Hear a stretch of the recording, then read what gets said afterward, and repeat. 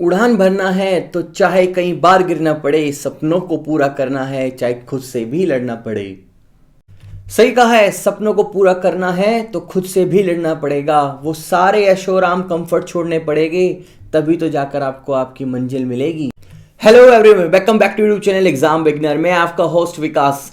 FCI exam 5000 plus vacancy. अगर मैं यहाँ पर बात करूँ आपकी AG3 रिपोर्ट की तो 1000 के समथिंग वैकेंसी। स्टेनो ग्रेड में लगभग अराउंड 50 के प्लस वैकेंसी और AG जर्नल में आपके लगभग 700 वैकेंसी। बार बार ऐसे मौके नहीं आते। बहुत अच्छी है, आपको वैकेंसी मिल रही है, अपॉर्चुनिटी मिल रही है। आप लोगों की रिक्वेस्ट थी, कई बार आप लोगों ने कहा कि सर जनरल अवेयरनेस के लिए कुछ कीजिए, तो सारे शेड्यूल एक तरफ करते हुए जनरल अवेयरनेस की प्रैक्टिकल क्लास लेकर आया हूँ। रेगुलर यहाँ पर हमें क्लास देखने के लिए मिलेगी। टारगेट लेकर चल रहा हूँ कि 30 क्वेश्चन एक क्लास में कवर कराऊंगा और 10 क्लास आपको रेगुलर दूंगा आपके एग्जाम होने से पहले। लेकिन आपका एग्जाम डेट जो कि अभी तक अनाउंस नहीं है, लेकिन हो जाएगी जनवरी में। एक्सपेक्टेड है कि जनवरी में आपका एग्जाम हो जाएगा। लेकिन मेरे उन्हीं सभी यहाँ पर स्टूडेंट्स को जिनका एफसीआई यहाँ पर मैनेजर वाला आपका एग्जाम होने जा रहा है 10 तारीख को, 17 तारीख को, बेस्ट ऑफ लक। ये क्वेश्चंस अगर आपके काम आएंगे तो बिल्कुल इनको देखिएगा। लेट हो गया मैं क्लासेस आप तक पहुँचाने में, अन्यथा मैं ये क्लासेस पहले भी शुरू कर सकता था, तो यहाँ पर आपको भी इसका बेनिफिट मिलता। लेकिन कोई नहीं। अब जिन स्टूडेंट्स का यहाँ पर जनवरी में एग्ज़ाम होने वाला है डिपोर्ट का, स्टेनो ग्रेड का या AG जर्नल का, तो उन लोगों के लिए यहाँ पर एक स्पेशल क्लास रहेगी। इसमें जैसा कि मैंने बताया कि 30 क्वेश्चनों के 10 क्लासेस लेकर आऊँगा, यानी 300 क्वेश्चंस आपको मैं कवर कराऊंगा। और मैं यहाँ पर आपको क्वेश्चन टू क्वेश्चन नहीं लेकर चलूँगा। मैं यहाँ पर आपका जो जनरल अवेयरनेस का सेक्शन है जिसमें आपको फेज 1 में 25 क्वेश्चन आने हैं, तो वो जब 25 क्वेश्चन आपको 15 मिनट में कवर करने हैं आपके एग्ज़ाम में, तो वो 25 क्वेश्चन किस तरह से आएगी, किस फॉर्मेट में होंगे, मैं आपको उसी फॉर्मेट में कवर कराऊंगा। 25 से 30 क्वेश्चनों का यहाँ पर संकलन होगा, यानी एक कलेक्शन होगा। एग्जाम में आपके 25 क्वेश्चन आने हैं जनरल अवेयरनेस से, लेकिन मैं 30 लेकर चल रहा हूँ, जिसमें 5 मैं यहाँ पर आपके कंप्यूटर अवेयरनेस के क्वेश्चन अलग से लेकर चलूँगा। तो इस प्रकार 30 क्वेश्चनों की क्लास अगले 10 दिन में या 1 से 2 दिन के गैप में हम कवर करेंगे 300 क्वेश्चनों को। आज मैं कुछ बातें करूँगा क्लास से पहले जो कि बार बार नहीं होगी आपके बीच में। जब बात आपके एग्ज़ाम की आएगी, प्रिपरेशन की आएगी, तो सबसे पहले हमें यहाँ पर आपका एग्ज़ाम पैटर्न को देखना चाहिए। जैसे कि आप स्क्रीन पर देख सकते हैं, आपके 15 मिनट आपके पास इस सेक्शन को होगी। हर सेक्शन की यहाँ पर 15 मिनट होगी, यानी टोटल 7 मिनट होगी आपके पास। तो 25 क्वेश्चन हो गए जनरल अवेयरनेस में। लिखा तो यहाँ पर आपको 8 स्टैंडर्ड है, सब्जेक्ट भी आपको 4 दिए है, हिस्ट्री दिया है, ज्योग्राफी दिया है, इकोनॉमिक दिया, जनरल साइंस दिया है, करंट अफेयर अलग से दिया है। तो क्या जैसे यहाँ पर 8 क्लास का स्टैंडर्ड लिखा है, क्या वाकई में 8 क्लास स्टैंडर्ड का सिलेबस आएगा? नहीं। अगर 8 क्लास का स्टैंडर्ड सिलेबस हो या 7th का हो या 10th का हो या 12th का हो, जब वो कॉम्पिटिटिव एग्जाम में आता है ना, तो उसका रंग रूप चेंज हो जाता है। वो उतने सिंपल क्वेश्चन नहीं होते जो आपको 8 क्लास में देखने के लिए मिलते हैं। उनकी रंग रूपरेखा, उन क्वेश्चंस का स्ट्रक्चर, पैटर्न, वो सब एकदम कॉम्पिटिटिव लेवल का ही होता है। तो आज इन सब बातों को ध्यान में रखते हुए मैं इन क्वेश्चंस को आपको कवर कराऊंगा। हिंदी इंग्लिश दोनों में मैंने ये क्वेश्चंस तैयार किए हैं। थोड़ा बहुत अगर मेरी प्रोनाउंसिएशन में होगा तो आप उनको मुझे करेक्ट करने की कोशिश करना, एडजस्ट करने की कोशिश करना। अगर किसी क्वेश्चन का मैं आंसर आपको यहाँ पर गलत देता हूँ तो उसको भी आप प्लीज़ करेक्ट करना कमेंट सेक्शन में आकर। चैनल पे नए होगे तो चैनल को आपको सब्सक्राइब कर लेना है, बेल आइकन भी दबा लेनी है, प्रेस कर लेनी है, ताकि आपको रेगुलर इस तरह कंटेंट मिलता रहे। जैसे कि मैंने बताया था कि टेलीग्राम पर इन क्लासेस की PDF आपको रेगुलर मिलती रहेगी। क्लास होने के बाद आपको वहाँ पर 1 घंटे में आपकी क्लास की PDF आ जाएगी। 1 घंटे में नहीं आएगी तो सेम डेट में आ जाएगी, लेकिन आ जरूर जाएगी। टेलीग्राम पर मिलने वाली इन क्लासेस की PDF जो कि 300 क्वेश्चंस की बैठ जाएगी, 30 क्वेश्चन एक क्लास में, अगली 10 क्लास में 300 क्वेश्चंस की टेलीग्राम पर मिलने वाली ये PDF आपको बहुत हेल्प करेगी।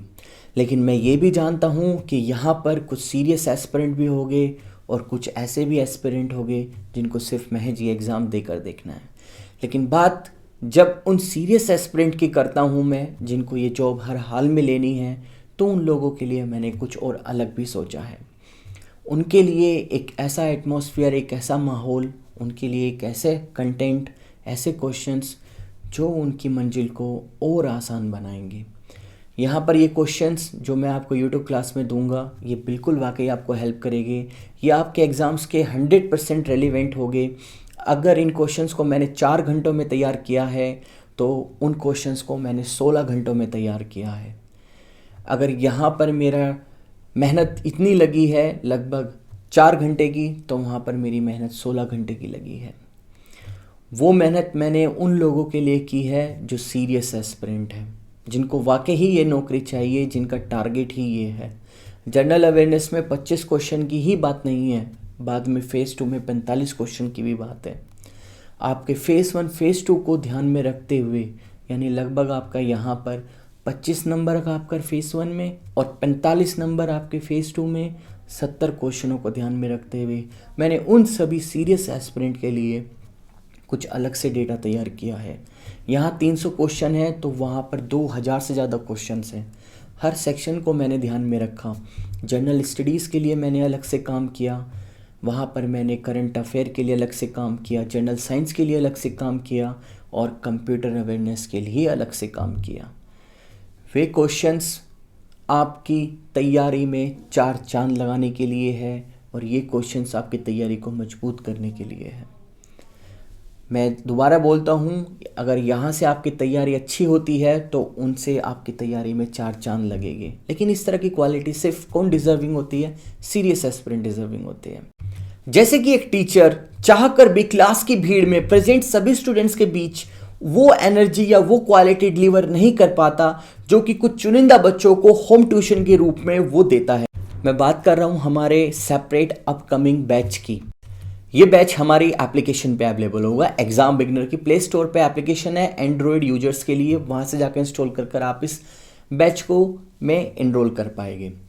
तो ये होगा आपका यहाँ पर FCI exam 2022 paid PDF test series course. इसमें आपको प्रैक्टिस क्वेश्चंस भी मिलेंगे, लर्न करने के लिए क्वेश्चंस भी मिलेंगे। जैसा कि मैंने बताया कि आपके हर सेक्शन पर यहाँ पर ध्यान दिया गया है और ये सारी मेहनत किन के लिए है? जो सीरियस है, जो सीरियस एस्पिरेंट है, उन लोगों के लिए मेहनत है।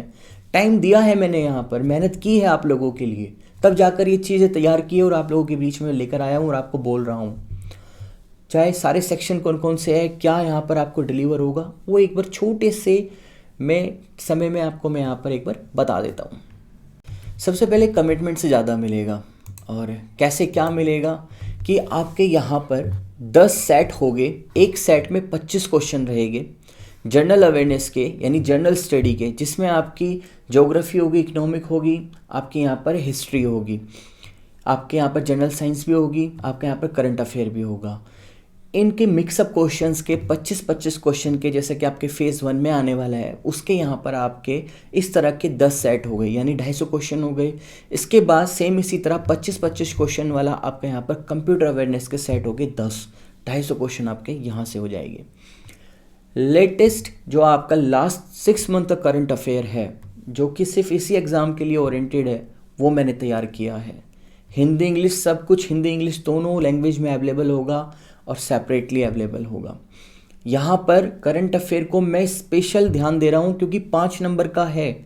5 नंबर का करंट अफेयर क्लियर बताया गया है कि 5 नंबर का आएगा। और आपको पता है कि एग्ज़ाम में एक एक नंबर से बच्चे रह जाते हैं और कितने एक एक नंबर की यहाँ पर इंपॉर्टेंस रहती है। तो 5 नंबर करंट अफेयर के लिए मैंने लास्ट 6 मंथ का करंट अफेयर तैयार किया है। जून से आपको यहाँ पर दूंगा, दिसंबर तक का, आपका एग्ज़ाम होने तक का, इवन जनवरी के होने तक का। जैसे मैंने कहा था कि कमिटमेंट से ज़्यादा मिलेगा, तो जो मैं एक्सप्लेन कर रहा हूँ इससे ज़्यादा ही मिलने वाला है, पहले सुनिएगा। तो लास्ट 6 मंथ का करंट अफेयर होगा जो कि मंथली वाइज होगा। सपोज जून का, जुलाई का, अगस्त का अलग अलग एक PDF दूंगा। हर एक PDF में आपको 500 क्वेश्चंस के 400 क्वेश्चंस के आसपास मिलेंगे। आप कहेंगे कि सर बहुत ज़्यादा डेटा हो गया। बिल्कुल बहुत ज़्यादा हो गया, मैं एग्री करता हूँ, क्योंकि गवर्नमेंट जॉब लेनी है, आपको कंपटीशन क्रैक करना है, कोई हाई स्कूल पास नहीं करनी है, इतना ही पढ़ना पड़ेगा। ज़्यादा पढ़ोगे और कम पढ़ोगे इसकी कोई परिभाषा नहीं होती, परिभाषा इंपॉर्टेंट की होती है। और जब इंपॉर्टेंट में इतनी ही रेंज निकल कर आती है तो इतनी मेहनत आपको करनी पड़ेगी। 400 क्वेश्चंस की PDF मिलेगी आपको मंथली करंट अफेयर की, हर महीने की। उनको आपको सिर्फ दोहराना है, ध्यान देना है, वहाँ से आपका 5 नंबर करंट अफेयर तैयार होगा। करंट अफेयर इतना ही नहीं, अभी आगे और सुनो। यहाँ पर आपको जनरल साइंस के 1500 मैंने कमिट किया है, लेकिन इससे ज़्यादा दूंगा क्योंकि चाहे आपका बायोलॉजी भी है, आपकी एवरीडे साइंस भी, आपकी केमिस्ट्री, आपकी फिजिक्स है। बहुत क्वेश्चन हो गए, सफिशेंट हो गए, इनमें से ही आएगा, बाहर नहीं आएगा। चाहे वो जनरल अवेयरनेस हो, चाहे वो करंट अफेयर हो, या आपका यहाँ पर जनरल साइंस हो, इनमें से ही आएगा। बहुत सोच समझ के कोर्स तैयार किया है। इसके बाद एक आपको सबसे आखिर में मैं यहाँ पर फुल लेंथ का पेपर भी दूंगा जब का एग्ज़ाम आने वाला होगा, और 5-6 दिन आपके एग्ज़ाम में रह जाएगी, वो बाद की बात है, अभी की नहीं।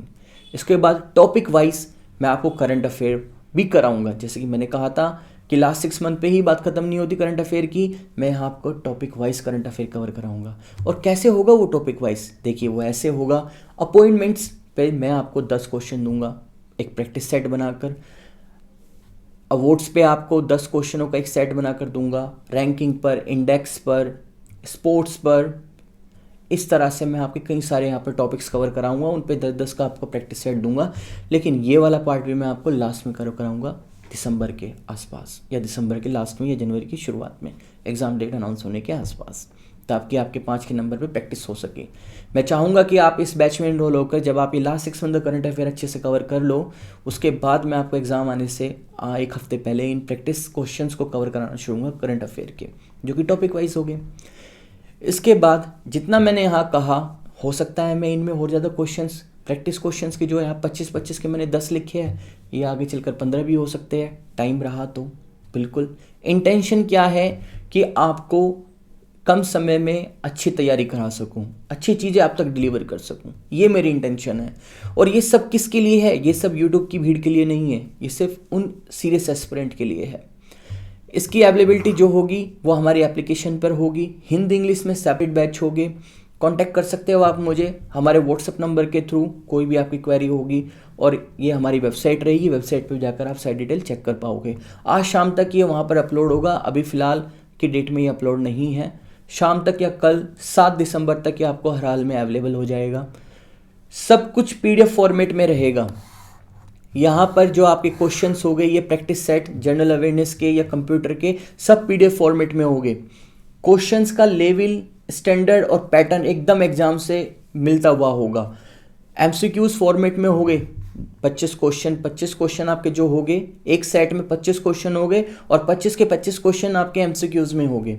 आप कहोगे कि सर एप्लीकेशंस में तो मॉडर्न वे है कि आप यहाँ पर आंसर मार्क करो और फाइनल पास 25 क्वेश्चन जब पूरे हो जाएंगे तो आपका वहाँ पर स्कोर निकल कर आ जाता है। बिल्कुल निकल कर आ जाता है, वो सब मैं भी कर सकता था। लेकिन मेरा मानना यह है कि अगर आपके हाथ में पेपर और पेन होगा, यानी एक पेन और एक आपके हाथ में नोटबुक होगी, और आप इन 25 क्वेश्चन को खोल खोल कर पढ़ कर उनके 4 ऑप्शन में से अपनी रफ कॉपी पर उनके आंसर मार्क करते चलोगे 25 के 25 क्वेश्चन की, और फिर इन्हीं सेट के नीचे उसके आंसर की होगी, वहाँ से आप अपने मार्क्स को मैच करोगे, तो जब आपकी इंगेजमेंट बढ़ेगी, आपका इन्वॉल्वमेंट बढ़ेगा पेन और कॉपी का, तो मेरा मानना ये है कि नोटबुक और पेन के साथ बच्चे ज़्यादा प्रिपेयर कर पाते हैं, अच्छे से इंगेज हो पाते हैं। खाली मोबाइल पे ही रह जाओगे तो कुछ नहीं होगा। तो इसलिए PDF फॉर्मेट में होंगे सारे क्वेश्चंस, चाहे वहाँ पर जनरल साइंस के हो, करंट अफेयर के हो, फुल लेंथ पेपर हो, चाहे आपका टॉपिक वाइज करंट अफेयर हो, सब कुछ PDF फॉर्मेट में होगा और एप्लीकेशन पे अवेलेबल होगा। आज शाम से 6 तारीख की शाम से या 7 तारीख को आपको हर हाल में ये एप्लीकेशन पे नज़र आ जाएगा। फीस क्या रहेगी? फीस आपके खर्चों से कम रहेगी, चाहे आपका जो रिचार्ज का हो या आपके पिज़्ज़े का हो या आपका कोई भी खर्चा हो। बहुत ही नॉमिनल फीस रखूँगा, सब कुछ आपको वहाँ पर अवेलेबल हो जाएगा जब ये कोर्स बिल्कुल रेडी होकर एप्लीकेशन पे आ जाएगा। तो कोई भी इस कोर्स रिलेटेड क्वेरी होगी तो वो आपको इस व्हाट्सअप नंबर पर मुझसे आके डायरेक्टली कॉन्टैक्ट कर पाओगे। लेकिन ध्यान रहे यहाँ पर वही आना जो बिल्कुल सीरियस हो गए, बिल्कुल सीरियस स्टूडेंट्स जिनको ये जॉब पानी है, क्रैक करनी है, क्वालिटी कंटेंट अपने तक पहुंचाना है, एक सही प्रिपेयर करनी है। क्योंकि 24/7 आवर्स का मेरा सपोर्ट इस बैच में इनरोल होने वाले बच्चों के लिए रहेगा। यहाँ पर जो नंबर है आप मुझे कभी भी कांटेक्ट कर पाओगे, उसमें कोई दिक्कत नहीं होगी। हर चीज़ को गाइड करने के लिए मैं आपके पास बैठा हूँगा। तो चलिए, बहुत समय ले लिया है, अब इसके रिगार्डिंग कोई भी क्वेरी होगी तो आप मुझे व्हाट्सएप नंबर के थ्रू कॉन्टैक्ट कर लेना। तो चलिए शुरुआत करते हैं हम अपनी आज की क्लास की और देखते हैं हमारे 25 क्वेश्चंस यानी 30 क्वेश्चंस कौन कौन से होने हैं। और ये सारे क्वेश्चंस आपके एग्जाम रेलिवेंटेड है, एग्जाम आपका इसी तरह से आएगा, इसी तरह के क्वेश्चंस हो गए, यही सब कुछ आपको वहाँ पर देखने के लिए मिलेगा। तो बहुत ध्यान से पढ़ना, और इन सब की PDF टेलीग्राम पे आपको विदिन 1 आवर या आज के सेम डेट में मिल जाएगी। तो चलिए शुरू करते हैं आपका पेपर। और पहला क्वेश्चन क्या है हमारे स्क्रीन पे कि विच of the following Indian cities is situated at the banks of lake Pichola. निम्नलिखित में से कौन सा भारतीय शहर पिचोला झील के किनारे स्थित है। कितना अच्छा क्वेश्चन है। यहाँ पर पिछोला झील के बारे में पूछा है। कहां है पिछोला झील, आप सबको तो पता ही होगा। कहां पर, झीलों के शहर में। भारत का झीलों का शहर किसको कहा जाता है, उदयपुर को, यानी राजस्थान में उदयपुर में। करेक्ट आंसर क्या होगा, ऑप्शन नंबर सी बन गया आपके यहाँ पर क्या, 1 नंबर। नेक्स्ट क्वेश्चन देखते हैं। नेक्स्ट क्वेश्चन है यहाँ पर which among the following countries was earliest to give in the women right to the vote. यानी महिलाओं को वोट देने का अधिकार देने वाला सबसे पहला देश कौन सा बन गया था यहाँ पर इन 4 ऑप्शनों के अकॉर्डिंग। पहला ऑप्शन है हमारे यहाँ पर फ्रांस, अमेरिका, ऑस्ट्रेलिया और यूके। तो यानी देखिए मैं आपको अगर यहाँ पे हिस्ट्री का पार्ट बताऊं तो 1893 में जो न्यूजीलैंड था, न्यूजीलैंड वो सबसे पहला देश बना था जिसने यहाँ पर महिलाओं को वोट देने का अधिकार दिया था। लेकिन न्यूजीलैंड जैसे कि हमारे यहाँ पर स्क्रीन पे नहीं है इन ऑप्शंस में, तो क्या होगा, जो दूसरा देश था न्यूजीलैंड के बाद वो था आपका यहाँ पर ऑस्ट्रेलिया। तो हमारे यहाँ पर क्या मैच करता है, वो करता है यहाँ पर ऑस्ट्रेलिया। तो क्या हमारा करेक्ट आंसर होगा यहाँ पर ऑस्ट्रेलिया होगा। ऑप्शन नंबर क्या करेक्ट होगा, सी होगा। तो कितना नंबर हमने गेन के लिए यहाँ पर, अगेन 1 नंबर। अब एग्जामिनर आपको इसी तरह से घुमाएगा। आपने अगर कहीं पे पढ़ा होगा कि सबसे पहले विश्व के अंदर महिलाओं को वोट देने का अधिकार किस देश ने दिया था, तो आपने पढ़ा था न्यूजीलैंड। और यहां पर भी उसने यही क्वेश्चन पूछ लिया है कि निम्न में से, सबसे पहले ही यहीं पे क्वेश्चन में कंफ्यूजन होने वाली बात है कि निम्न में से यानी विच अमंग द फॉलोइंग, कौन सा देश सबसे पहले महिलाओं को वोट देने का अधिकार बनता है। तो इन चारों में से कौन सा बनता है, वो सिर्फ ऑस्ट्रेलिया बनता है। लेकिन विश्व के नंबर पे यानी वर्ल्ड में वो दूसरे नंबर पे था। पहले नंबर पे कौन था, न्यूजीलैंड 1893। नेक्स्ट क्वेश्चन है यहां पर according to the questions who has the ultimate command of the union defence forces. यानी केंद्रीय रक्षा बलों की सर्वोच्च कमान किसके पास होती है। सारे क्वेश्चंस एनसीईआरटी बेस है लेकिन कॉम्पिटिटिव एग्जाम के लेवल के हैं। तो यहां पर आप सभी को पता होगा कि केंद्रीय रक्षा बलों की सर्वोच्च कमान किसके पास होती है, वो होती है आपके यहां पर राष्ट्रपति के पास यानी प्रेसिडेंट के पास। जो हमारे वर्तमान में प्रेसिडेंट है द्रौपदी मुर्मू, वो यहां पर आपकी 25 जुलाई 2022 से है। और अब ये यहां पर हमारी चाहे हमारी मिलिट्री हो या हमारी एयरफोर्स हो या हमारी नेवी हो, उन सभी तीनों सेनाओं की ये क्या है यहाँ पर प्रमुख है यानी चीफ है। तो नेक्स्ट क्वेश्चन है हमारा यहाँ पर with which of the following states does Bangladesh not share its border. यानी बांग्लादेश जो है वो अपनी सीमा साझा नहीं करता इन चारों में से कौन से राज्य के साथ, ये पूछा गया है। तो इससे पहले इंपॉर्टेंट होता है हमारे लिए जानना कि बांग्लादेश की सीमा टोटल कितनी लगती है भारत के साथ और कौन कौन से राज्यों से लगती है। तो इसके लिए मेरा एक शॉर्ट सा यहाँ पर फॉर्मूला है, वो है आपका यहाँ पर टी त्रिपुरा, असम, आपका पश्चिम बंगाल यानी आपका मेघालय और आपका मिजोरम, ये इन राज्यों से अपनी सीमा साझा करता है। और वो भी कितनी, 4096 किलोमीटर भारत के इन राज्यों से इसकी सीमा लगती है। टी से आपका त्रिपुरा हो गया, ए से आपका असम हो गया, पी से आपका पश्चिम बंगाल है, एम से आपका मिजोरम है और एम से ही आपका यहाँ पर मेघालय है। तो अब आप देख सकते हो यहाँ पर कौन सा राज्य है, यहाँ पर मेघालय होगा, असम होगा, त्रिपुरा होगा। क्या नहीं है यहाँ पर, नागालैंड। नागालैंड से क्या करता है, सीमा साझा नहीं करता। हमारा आंसर क्या होगा यहाँ पर, ऑप्शन नंबर बी करेक्ट हो गया। यानी ऑप्शन नंबर बी क्या होगा, करेक्ट हो गया।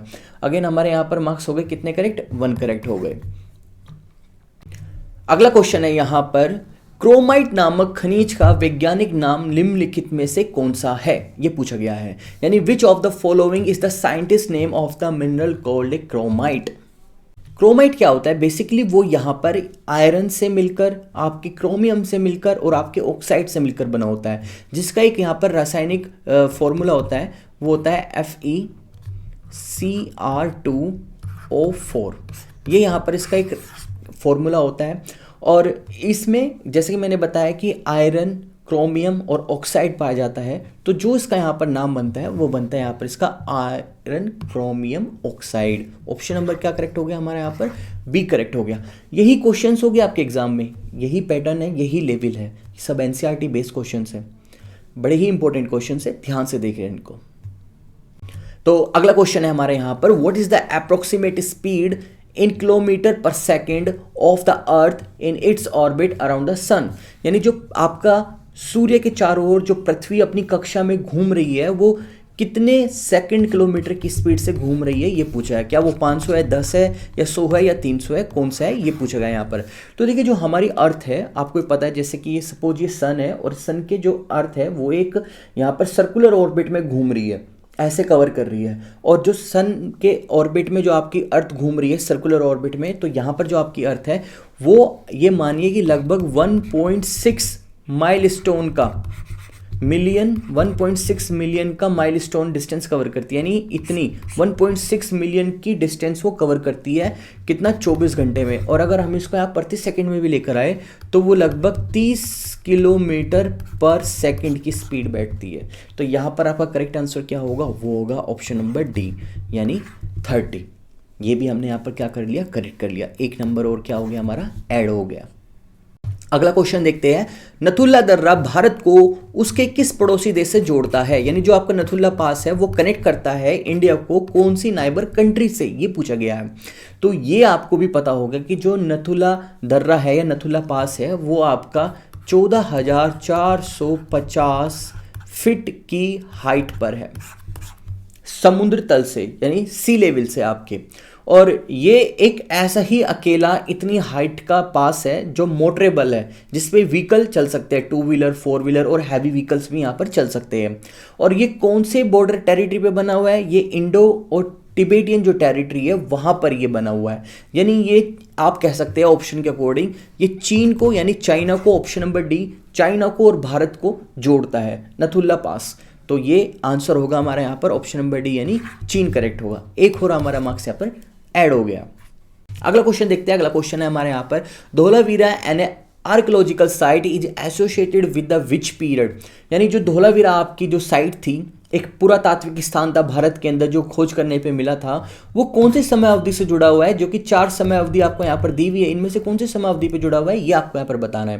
क्वेश्चन बहुत ही सरल है लेकिन थोड़ा सा घुमा कर दिया है कि नीचे आपको ऑप्शन बी, ए, डी, सी ऐसे करके दिया है और यहाँ पर आपको ए, बी, सी, डी, बी ऑप्शन दिए हुए हैं। अब आपको यहाँ पर ए, बी, सी, डी में से वो कौन सा सभ्यता थी या समय अवधि थी जिससे धौलावीरा जुड़ा हुआ है, उसको यहाँ से आपको मार्क कर लेना है। तो जैसे कि आप जानते हैं कि धौलावीरा जो साइट है वो आपकी कहाँ पर पाई गई थी? गुजरात स्टेट में।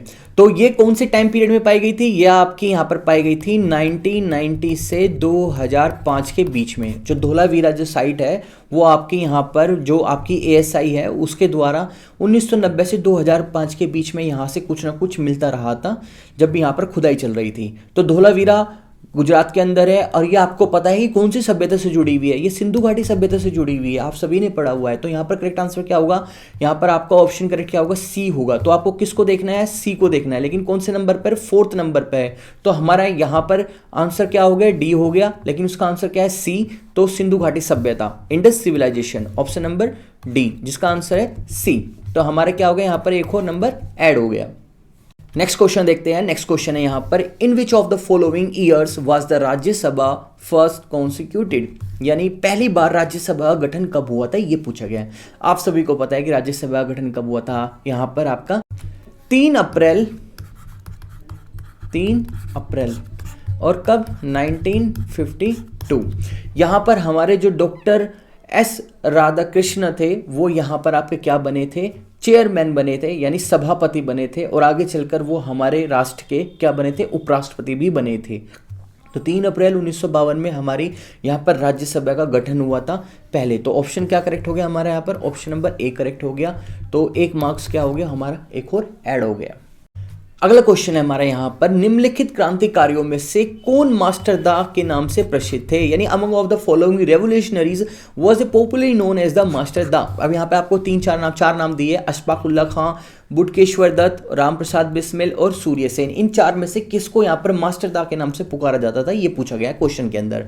ये आपका जो क्वेश्चन है वो मॉडर्न हिस्ट्री से लिया गया है और इसमें मैं आपको बताता हूँ कि कौन है जिनको यहाँ पर मास्टर दा के नाम से पुकारा जाता है। वो है जिनका जन्म समय काल यहाँ पर आपका 1894 से लेकर 1934 तक रहा।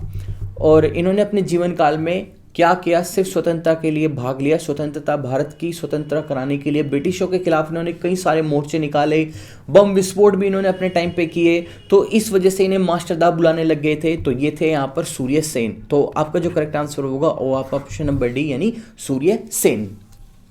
अगला क्वेश्चन देखते हैं। अगला क्वेश्चन है हमारे यहाँ पर, what do you call one of the most famous constellation that we can see during the summer time in the early part of the night. यानी आप सबसे प्रसिद्ध नक्षत्रों में से एक को क्या कहते हैं जिसे हम गर्मी के समय रात के शुरुआती भाग में देख सकते हैं।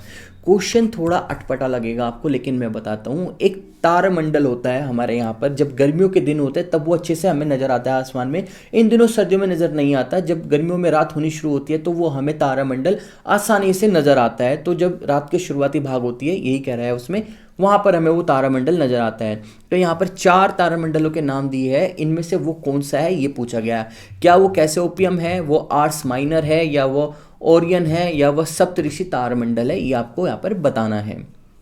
सो यहाँ पर आपका करेक्ट आंसर क्या होगा, वो होगा उर्सा मेजर, यानी आपका सप्तऋषि मंडल ही यहाँ पर हमारा क्या है, एक ऐसा तारामंडलों का समूह, एक ऐसा यहाँ पर कॉन्टिलेशन का यहाँ पर ग्रुप है जो कि विजिबल है, वो भी किसमें, आपका यहाँ पर गर्मियों के दिनों की शुरुआती समय में, जो कि रात का शुरुआती समय होता है, उस समय ये विजिबल रहता है। तो करेक्ट आंसर क्या होगा हमारे यहाँ पर, उर्सा मेजर। और ये जो हमारी गैलेक्सी है, आकाशगंगा जो है हमारी यहाँ पर जो गैलेक्सी है, उसका ये तीसरा सबसे बड़ा यहाँ पर कॉन्स्टेलेशन है, यानी नक्षत्रों में तीसरा सबसे बड़ा नक्षत्रों में से एक है ये। यहाँ पर कौन सा, आपका सप्तऋषि तारामंडल या उर्सा मेजर।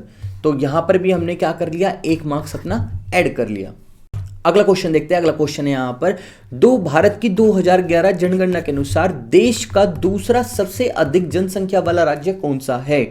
दूसरा जनसंख्या वाला राज्य सबसे अधिक ये पूछा है, यानी second most populous state in the country पूछा गया है। आपको पता है कि पहले नंबर पर कौन सा है, उत्तर प्रदेश है, और दूसरे नंबर पर भी कौन सा है, वो है आपका यहाँ पर महाराष्ट्र। यानी ये उत्तर प्रदेश के बाद सेकंड पोजीशन पे आता है जब बात यहाँ पर आपकी पॉपुलेशन की जाती है। तो करेक्ट आंसर क्या होगा हमारे यहाँ पर, महाराष्ट्र होगा, ऑप्शन नंबर ए। अगला क्वेश्चन देखते हैं, भारत के संविधान का कौन सा अनुच्छेद घोषित करता है, यानी कौन सा आर्टिकल घोषित करता है कि भारत के संविधान में 1950 से प्रारंभ से पहला भाग तीसरे के साथ असंगत कानून शून्य है। यानी which article of the constitution of India declares that the laws inconsistent part of the third before the commencement of the constitution of India in 1950 are void.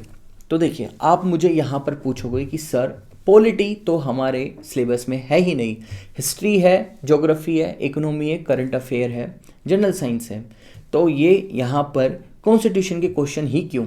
तो देखो, कॉन्स्टिट्यूशन के क्वेश्चन मैंने यहाँ पर इसलिए लिए हैं क्योंकि जो कॉन्स्टिट्यूशन है वो एक जीके की तरह कंसिडर किया जाता है, और कहीं ना कहीं आपकी मॉडर्न हिस्ट्री और इकोनॉमी के बीच का पार्ट भी रह जाता है। तो कॉन्स्टिट्यूशंस के ही क्वेश्चन यहाँ पर है, और कुछ जीके के क्वेश्चन है जो कि पॉलिटी से बनते हैं, वही सब मैंने यहाँ पर लिए, जो कि 1-2 आगे पीछे जा चुके हैं। तो यहाँ पर जो पूछा गया है कि भारतीय संविधान का अनुच्छेद घोषित करता है, कौन सा अनुच्छेद घोषित करता है कि भारत के संविधान 1950 के प्रारंभ में, जब सन 1950 के प्रारंभ में जो तीसरा भाग था वो असंगत कानून क्या था, उसमें शून्य था। तो वो कौन सा करता है, वो यहाँ पर 13वां करता है। थोड़ा सा डिफिकल्ट हो सकता है, बस प्रैक्टिस के लिए देख लीजिए, ज़्यादा डेप्थ में जाने की आवश्यकता नहीं है।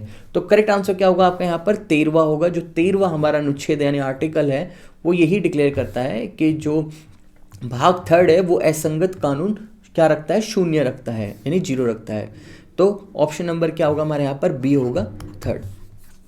अगला क्वेश्चन है कि भारत का कौन सा राज्य कपास का अग्रणी उत्पादक है, यानी यहाँ पर which state of the India is a leading producer of the cotton. यहाँ पर आपको 4 स्टेट के नाम दिए गए, इनमें सबसे ज़्यादा यहाँ पर आपसे पूछा गया है कि क्या होती है, कॉटन कहाँ पर होती है, यानी कपास कहाँ पर होती है, पूछा गया है।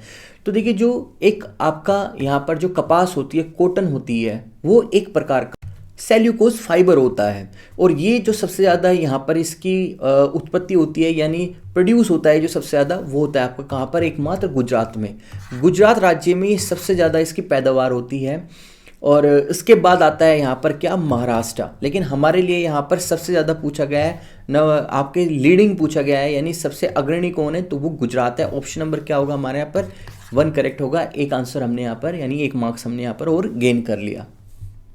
अगला क्वेश्चन है यहाँ पर आपका, निम्नलिखित में से किस राज्य में एक समुद्र तट है जिसे केलुंगुट बीच के नाम से जानते हैं। देखिए, which of the following state has a beach name is the Calangute beach. आपको यहाँ पर 4 राज्य दिए हैं, उनका एक बहुत ही प्रसिद्ध यहाँ पर बीच है, यानी समुद्र किनारा है, तट है, उसको यहाँ पर केलुंगुट बीच के नाम से जानते हैं। ये आपसे यहाँ पर पूछा गया है, वो कौन सा है। तो केलुंगुट बीच आप सभी ने सुना होगा, काफ़ी फेमस है। ये कहाँ पड़ता है? आपके गोवा राज्य में पड़ता है, स्टेट में। और स्टेट गोवा की जो आपकी कैपिटल है यहाँ पर क्या?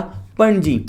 तो ये आपके पणजी से लगभग कितने डिस्टेंस पे है? 15 किलोमीटर की दूर की डिस्टेंस पे है। तो इसका करेक्ट आंसर क्या होगा हमारा? Option number A, Goa. Goa क्या होगा यहाँ पर? करेक्ट आंसर होगा। अगला क्वेश्चन देखते हैं। अगला क्वेश्चन है यहाँ पर आपका, चंदोली राष्ट्रीय उद्यान निम्नलिखित में से किस राज्य में स्थित है? चंदोली नेशनल पार्क के बारे में पूछा है, कौन से राज्य में लोकेटेड है? तो ये तो आप सबको पता होना चाहिए, मैं ये मानता हूँ, क्योंकि एक जीके का सामान्य सा क्वेश्चन है। आपने नेशनल पार्क कवर किए होंगे डेफिनेटली। तो यहाँ पर ये आपका कहाँ पर सिचुएटेड है? ये आपका महाराष्ट्र राज्य में सिचुएटेड है। और जब ये महाराष्ट्र राज्य में सिचुएटेड है तो कौन कौन से यहाँ पर इसके स्टेट आते हैं, इस डिस्ट्रिक्ट आते हैं? रत्नगिरी, आपने बहुत फेमस है ये डिस्ट्रिक्ट है महाराष्ट्र का, वहाँ पर इसके है। कोल्हापुर में है, सांगली में है। इन जब जो जिले हैं आपके महाराष्ट्र के, वहाँ पर इस नेशनल पार्क के क्या आती है? टेरिटरीज या हिस्से आते हैं। इसे आपका 1985 में डिक्लेयर किया गया था। तो ये कहाँ पर पड़ता है? आपका महाराष्ट्र में, चंदोली राष्ट्रीय उद्यान। आगे बढ़ने से पहले मैं आप सबसे अगेन यहाँ पर कहना चाहूँगा कि अगर आपने अभी तक का यहाँ पर चैनल को सब्सक्राइब नहीं किया है तो चैनल को सब्सक्राइब कर ले, और पीडीएफ्स के लिए हमारे टेलीग्राम को चैनल को भी ज्वाइन कर ले, जिसका लिंक नीचे डिस्क्रिप्शन में है। और अभी तक के क्वेश्चंस क्वालिटी और ये सब मेहनत अगर आपको पसंद आ रही हो तो प्लीज़ यहाँ पर वीडियो को लाइक करना, और पॉसिबल हो तो अपने अदर फ्रेंड्स को या अदर व्हाट्सएप ग्रुप को या टेलीग्राम ग्रुप्स में ज़रूर शेयर करना इस वीडियो क्लासेस को। अगला क्वेश्चन है हमारा यहाँ पर, दांतों की सड़न के कारण होती है, यानी किसके कारण होती है ये पूछा गया है। जो टूथ आपकी डेकी इज कोज्ड बाय, किसके कारण? जीवाणु कारण, कवक, प्रोक्टोज और विषाणु, यानी बैक्टीरिया, फंगी, प्रोटोजोआ या वायरस, इनकिस में से किसके कारण होती है ये पूछा गया है। तो देखिए क्या होता है, दांतों का सड़ना कब शुरू होता है? आपको पता होगा दांतों में सड़न कब शुरू होती है। नहीं पता है तो मैं बताता हूँ कि जब हमारा यहाँ पर जब कैविटी यानी एसिडिटी होनी स्टार्ट हो जाती है हमें, तो तब हमें ये क्या होती है, ये दिक्कत होनी शुरू हो जाती है। जो पीएच वैल्यू होती है वो 5.5 से जब नीचे चली जाती है तो यहाँ पर क्या होता है, आपकी एसिडिटी की वैल्यू बढ़ती है और यहाँ पर आपका मुंह में दांतों का सड़ना शुरू हो जाता है। तो ये किसके कारण होता है? ये सब होता है आपका यहाँ पर बैक्टीरिया के कारण। ऑप्शन नंबर क्या आपका करेक्ट होगा? जीवाणु। ऑप्शन नंबर ए क्या होगा यहाँ पर करेक्ट होगा।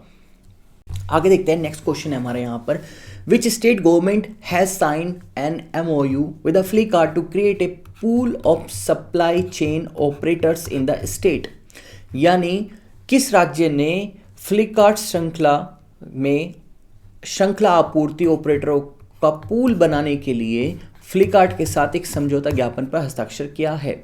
यानी एक ऐसा समझौता जिसमें यहाँ पर स्किल ऑपरेटर्स को ट्रेंड किया जाएगा, ये कहा जा रहा है। करंट अफेयर क्वेश्चन है। तो ये किस राज्य ने फ्लिपकार्ट के साथ ये समझौता किया है ये पूछा गया है। तो वो क्या आपका यहाँ पर किसने? वेस्ट बंगाल ने, यानी पश्चिम बंगाल ने। ऑप्शन नंबर क्या आपका यहाँ पर बी करेक्ट है। पश्चिम बंगाल ने अभी फ्लिपकार्ट के साथ इसी तरह का एक MOU साइन किया है जिसमें वो यहाँ पर एक स्किल ऑपरेटर्स की चेन डेवलप कर देंगे स्टेट के अंदर। तो एक मार्क्स हमने यहाँ पर अपना क्या कर लिया और ऐड कर लिया है। आगे बढ़ते हैं, नेक्स्ट है यहाँ पर, आपूर्ति और सेवा के पारस्परिक प्रावधान पर समझौता किन के बीच हस्ताक्षरित समझौता है? यानी agreement and reciprocal provision of supply and service is the agreement sign between. Current affair question है यहाँ पर, ये आपसे कहना चाह रहा है एक तरह से कि जो आपकी आपूर्ति और सेवाओं का एक समझौता हुआ है वो किन दो देशों के बीच में हुआ है ये पूछा गया है। यानी आपका एक एग्रीमेंट है रेसिप्रोकल प्रोविजन ऑफ सप्लाई पे और सर्विसेज पे, वो कौन से दो देशों के बीच में हुआ है ये पूछा है। तो वो है आपका यहाँ पर इंडिया एंड जापान। तो इंडिया जापान के बीच में इस तरह का समझौता हुआ है। यानी अगर मैं सिंपली लैंग्वेज में आपको कहूँ कि जो जापान की आत्मरक्षक बल है, यानी जो सेल्फ डिफेंस फोर्स है, और उनके जो आर्म फोर्स है यानी जो सशस्त्र बल है उनका, उन दोनों को यहाँ पर एक तरह से आपूर्ति और सेवा दोनों दी जाएगी भारत की तरफ से, या आपस में एक्सचेंज करेगी। इस तरह का है इंडिया और जापान के बीच में क्या हुआ है, एक MOU साइन हुआ है। तो करेक्ट आंसर क्या होगा हमारे यहाँ पर? ऑप्शन नंबर डी, जो कि क्या है हमारे करंट अफेयर क्वेश्चन है। तो एक मार्क्स हमने और क्या कर लिया यहाँ पर ऐड कर लिया। आगे देखते हैं, नेक्स्ट क्वेश्चन है हमारा यहाँ पर, which country has won the ICCI women's cricket world cup. Okay, महिला क्रिकेट विश्व कप 2022 किस देश ने जीता। करंट अफेयर क्वेश्चन आपका यहाँ पे, या जीके क्वेश्चन बोल लीजिए। तो यहाँ पर ये किसने जीता है आईसीसीआई महिला क्रिकेट विश्व कप 2022 में जो हुआ, काफ़ी ये इंपॉर्टेंट है और स्पोर्ट की मेन न्यूज में से ये एक न्यूज़ है, क्योंकि यहाँ पर बात हो रही है ICCI women's cricket world cup की, जो कि आपको यहाँ पर मालूम होना चाहिए वो किसने जीता है। सो ये किसने जीता है आप सभी को मालूम होगा यहाँ पर, वो ऑस्ट्रेलिया ने जीता है। ऑप्शन नंबर क्या करेक्ट है आपका यहाँ पर, सी। तो कब हुआ था ये मैच, अभी आपकी 3 अप्रैल को हुआ था और 2022 में। ये सब आपको क्या रखना है, ध्यान रखना है। ये क्वेश्चन पूछा जा सकता है women's ICCI cricket world cup से, कोई ना कोई करंट अफेयर में क्वेश्चन देखने के लिए मिल सकता है। नेक्स्ट क्वेश्चन है हमारा यहाँ पर कि the Indian space research organisation यानी ISRO has launch the polar satellite launch vehicle carrying the 3 satellites on the 14 February 2022। अब उस व्हीकल का नाम क्या है ये पूछा है कि 14 फरवरी 2022 को 3 उपग्रहों को लेकर ध्रुवीय उपग्रह प्रशिक्षण यान को लॉन्च किया गया है। उसका नाम क्या है, जो कि आपके भारतीय अंतरिक्ष अनुसंधान संगठन के द्वारा किया गया है। तो वो आपने जरूर न्यूज़ में पढ़ा होगा यहाँ पर, वो था आपका PSLV C52। काफ़ी ये न्यूज़ में रहा था अपने टाइम पे। तो 3 उपग्रहों को एक साथ लेकर निकला था यहाँ पर, 3 सैटेलाइट्स पोलर सैटेलाइट्स को लेकर ये एक साथ लॉन्च व्हीकल के थ्रू निकला था। और ये कहाँ से निकला था अभी ये भी जानना आपके लिए इंपॉर्टेंट है। आपको नाम तो पता लग गया यहाँ पर आपका PSLV C52, और कब हुआ था, 14 फरवरी 2022 को हुआ था। 2 चीज़ पता लग गई, लेकिन प्लेस कौन सा था, वो था आपका श्रीहरिकोटा में सतीश चंद्र धवन जो आपका यहाँ पर इसरो स्टेशन है, वहाँ से ये क्या किया गया था, लॉन्च किया गया था। आगे बढ़ते हैं, नेक्स्ट क्वेश्चन देखते हैं यहाँ पर, which of the following book has been long listed for the international Booker prize 2022। तो यहाँ पर आपका अंतर्राष्ट्रीय बुकर पुरस्कार 2022 के लिए लंबे समय से जो सूचीबद्ध किया गया है वो कौन सी पुस्तक है, यहाँ पर ये पूछा गया है। तो उस पुस्तक का नाम क्या है यहाँ पर, द एंजल्स ऑफ कैलाश है, Raj Kapoor the master at work है, या Naoroji pioneer of the Indian nationalism है, या टॉम ऑफ द सैंड है। इनमें से वह कौन सी बुक है जिसको अंतर्राष्ट्रीय बुकर पुरस्कार 2022 के लिए पिछले कई लंबे समय से सूचीबद्ध किया गया यानी लिस्टेड किया हुआ है। तो वो बुक है आपकी यहाँ पर, देखिए जो क्वेश्चन है करंट अफेयर का है, बुक एंड ऑथर वाले टॉपिक से है, और वो है आपके यहाँ पर Tom of the sand. Option number क्या आपका करेक्ट है यहाँ पर, D, Tom of the sand. बहुत ही अच्छी यहाँ पर ये एक बुक है, अगर आपने नहीं पढ़ी होगी तो एग्जाम खत्म होने के बाद पढ़ना। एक 80 वर्ष की महिला जिसका यहाँ पर पति के गुजर जाने के बाद वो अपना जीवन कैसे व्यतीत करती है और कैसे उदास रहती है, ये सब कुछ इस तरह की कहानी इसमें दिखाई गई है। तो इस समय आपके लिए क्या जानना जरूरी है कि टॉम ऑफ द सैंड है यहाँ पर वह बुक जो कि अंतर्राष्ट्रीय बुकर पुरस्कार 2022 के लिए एक लंबे समय से लिस्टेड की हुई है। तो यहाँ पर भी हमने क्या कर लिया, एक मार्क अपना गेन कर लिया। आगे देखते हैं नेक्स्ट क्वेश्चन, फरवरी 2022 में कृषि नेटवर्क के ब्रांड एम्बेसडर के रूप में किसे नियुक्त किया गया है, ये पूछा गया है।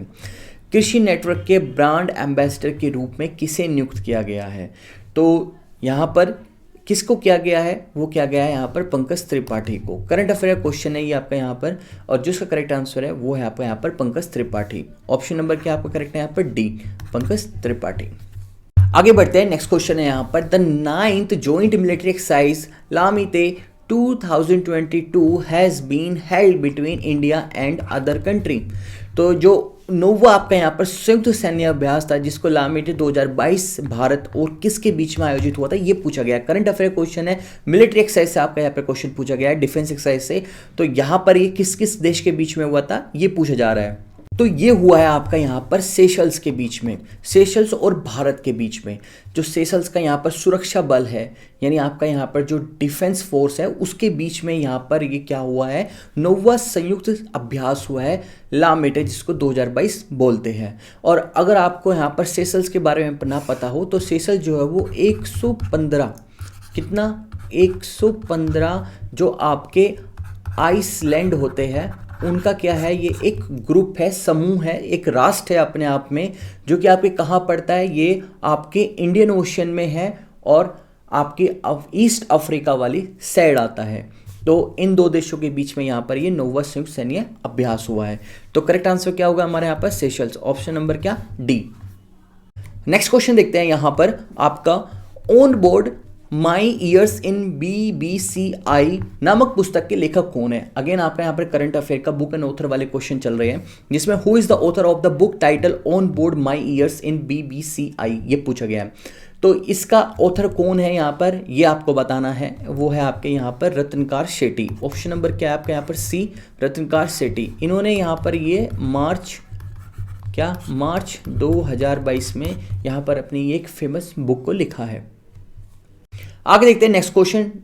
तो नेक्स्ट क्वेश्चन जो हो गया, हमारे 5 क्वेश्चन हो गए, वो हो गए हमारे यहाँ पर कंप्यूटर बेस्ड क्वेश्चन। अभी तक मैंने आपको 25 क्वेश्चन कराए जो कि आपके फेज 1 के पैटर्न के अकॉर्डिंग थे, जिसमें आपका करंट अफेयर, जनरल साइंस, आपके यहाँ पर पोल, आपका हिस्ट्री, आपका ज्योग्राफी और आपका कॉन्स्टिट्यूशन का कुछ पार्ट भी था।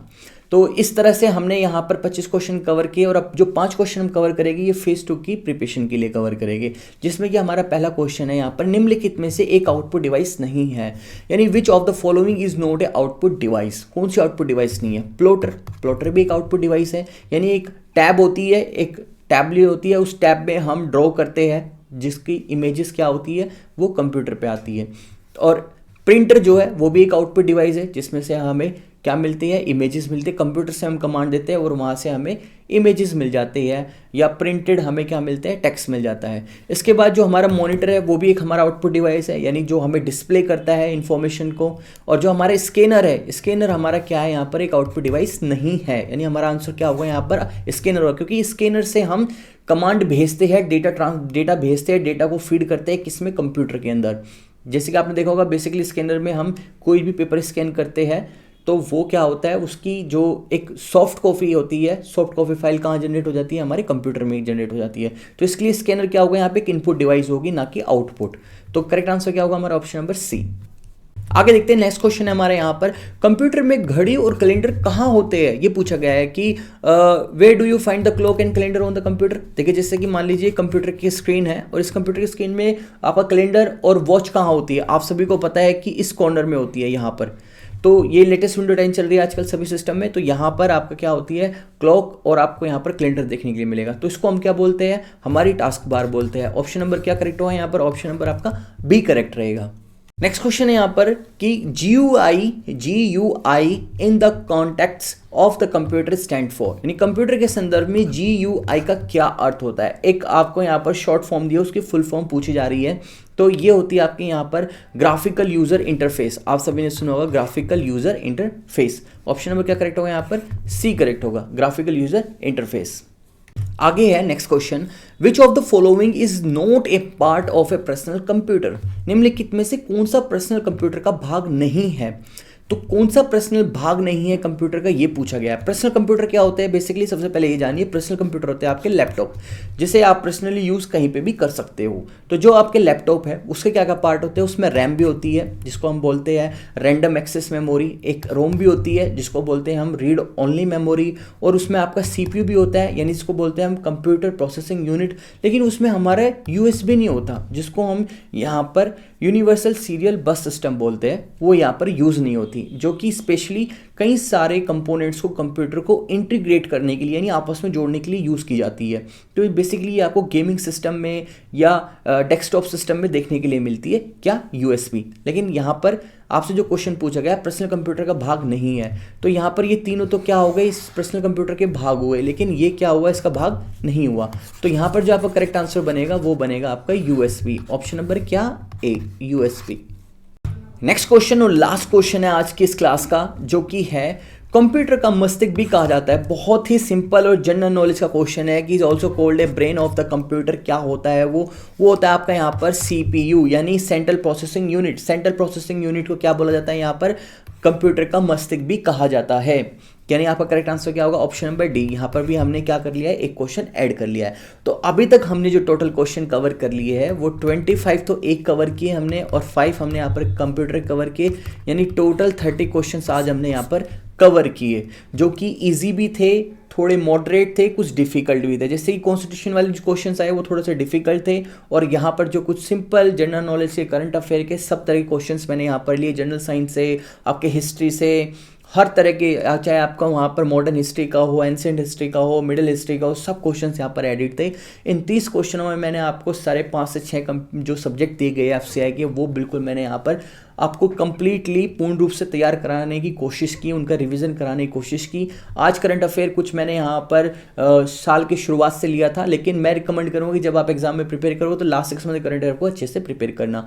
तो मैं यहाँ पर आपको पूरा 1 ईयर का स्ट्रक्चरली करंट अफेयर लेकर चल रहा हूँ, चाहे वो फर्स्ट क्वार्टर हो, सेकेंड हो, या आपका थर्ड हो या फोर्थ हो। तो ये था आज की हमारी ओवरऑल क्लास।